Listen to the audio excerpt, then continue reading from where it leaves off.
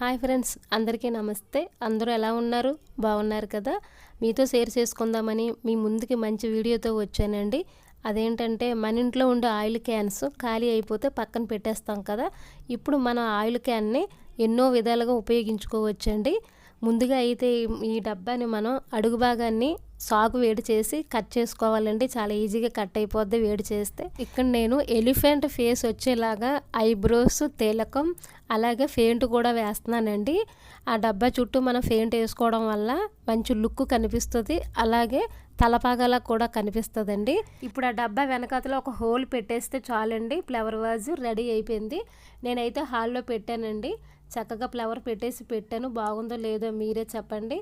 అలాగే వేరేలా కూడా చేయొచ్చండి. మట్టి వేసి చిన్న చిన్న మొక్కలు వేసుకొని బయట పెట్టుకుంటే చాలా అందంగా బాగుంటాయండి. ఓకే అండి, బాయ్. అయ్యో మర్చిపోయాను, ఫుల్ వీడియో మన ఛానల్లో ఉంది, చూడండి.